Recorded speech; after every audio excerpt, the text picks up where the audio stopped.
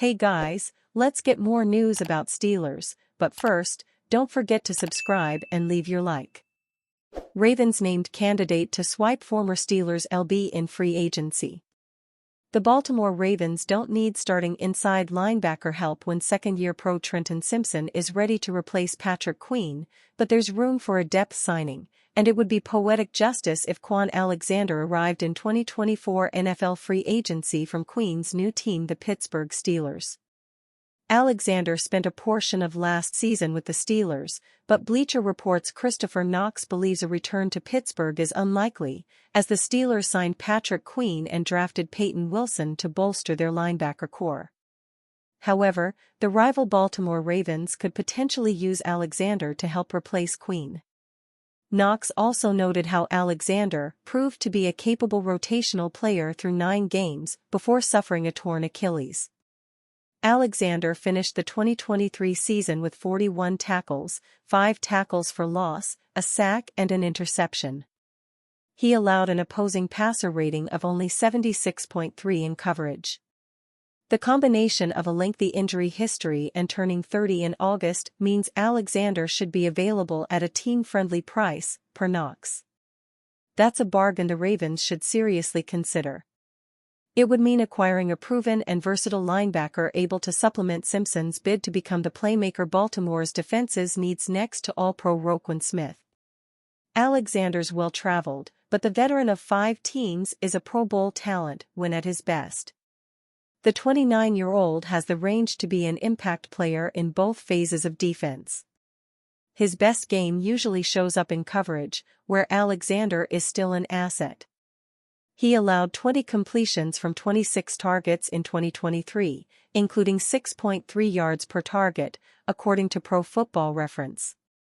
Alexander offered a reminder of his ability to be a playmaker in space with this game-sealing interception against the Tennessee Titans in Week 9. Quan Alexander. Game. #Here we go. A linebacker this adept against the pass would be an ideal complement next to a natural thumper like Smith. This is where Alexander would fit in the rotation, but he'd need to become more physical as a downhill force, after missing 18 tackles the last 3 seasons. The more pressing concern involves Alexander completing a full season only twice during his career. Those campaigns occurred in 2016 with the Tampa Bay Buccaneers, then 6 years later as a member of the New York Jets. If he proved healthy, Alexander would be the perfect mentor for Simpson, who faces a pivotal second season. Simpson needs to deliver a breakout campaign. He's being asked to not only maintain, but preferably improve, a partnership that was key to the league's best defense last season. The Queen and Smith double act expanded the playbook for now former defensive coordinator Mike Macdonald. Simpson must showcase the versatility to help new play caller Zach Orr be just as creative. That's a lot to ask of a second-year player with a mere 15 games to his credit. Fortunately, the early signs are good. Simpson can handle the call. The 10 best offensive linemen in the history of the Pittsburgh Steelers. You can't expect to be successful as a team like the Pittsburgh Steelers without stellar play in the trenches. From Chuck Noll to Bill Cowher to Mike Tomlin, the mentality of the head coach has always been to play smash-mouth football. This isn't a game plan that can be executed without significant investments in the offensive line. While not every draft choice over the years panned out, many of these players went on to become perennial Pro Bowls, while some reached legendary status as Hall of Famers. These 10 offensive linemen stood the test of time to be listed among the greatest to ever play the game for the Steelers. Unseating any of them won't come easy for future offensive linemen hoping to crack this list. Lumping every Steelers offensive tackle, guard, and center into one positional group and comprising rankings was no easy task. Numerous factors were to be considered as the roles and responsibilities of players on the offensive line vary. Longevity and consistency are extremely important when it comes to a position like the offensive line. As road graders for running backs and pass protectors for quarterbacks, how frequently a player executed their assignment is essential to these rankings. I also considered each offensive lineman's impact on the team. Some of the best offensive linemen in Steelers history were able to visibly raise the performance of the players around them. Memorable moments and clutch performances in big games were factored into the ranking criteria as well. While the offensive line operates as a collective unit, I took personal accolades and accomplishments into account, such as Pro Bowl and All-Pro selection as well as Hall of Fame status. There were a handful of players in contention to crack the top 10 Steelers offensive linemen of all time, but Jeff Hardings finds himself just inside this list.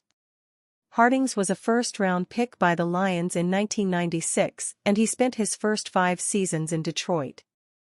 After he signed with Pittsburgh, however, he immediately cemented himself as a cornerstone player on the roster. Hardings was voted second-team All-Pro in his first season on the Steelers in 2001. Surprisingly, his best performances didn't come until he was in his 30s.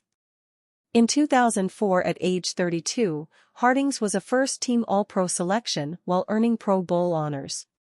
He followed this up with a Pro Bowl season in 2005. Hardings added his name to the list of outstanding Steelers centers. His lack of longevity prevents him from moving any further up the list, as he was 29 years old when he came to Pittsburgh and played just 6 seasons in black and gold. Steelers named most likely to land Brandon Aiyuk. The Pittsburgh Steelers have continued to monitor the back and forth of the San Francisco 49ers and star wide receiver Brandon Aiyuk. To this point, there was believed to be a window open for a trade during the NFL draft. Since then, it's become more of a waiting game, but no one is ruling out a blockbuster move before the season. With Aiyuk and the 49ers reportedly far apart on contract negotiations and the Steelers being a team that was already willing to make a move for him, they remain the top contender for the wideout. The 33rd team's Marcus Mosher recently named them the most likely landing spot for the All-Pro this upcoming season. Pittsburgh does have George Pickens, who is heading into year 3. While the 2023 season was a nice improvement for him, some maturity concerns might scare Pittsburgh off from giving him a long-term deal. However, the Steelers are in win-now mode, and Mike Tomlin needs his team to have some success in the postseason after 7 consecutive years without a playoff win, Mosher writes. Adding Aiyuk would help make their offense more explosive and give them a bona fide number 1 receiver for whoever is at quarterback. The Steelers have been aggressive in pursuing Aiyuk and are probably the most likely team to land the former first-round pick from Arizona State. The other teams included in the list are the New England Patriots, Denver Broncos, New York Jets, and Washington Commanders. Any move for Aiyuk will likely have to wait until training camp or closer to the season. San Francisco remains confident they'll get a deal done, and while it doesn't seem likely on the outside, they'll continue to try until they have no other choice. If Aiyuk does not show up for training camp, and the 49ers believe they could miss out on a season with him, a move is most likely to get done. But for the Steelers and any other team waiting for an opening, it could be some time before they can strike. And you, fan? What do you think of the situation of Brandon Aiyuk? Leave your opinion in the comments.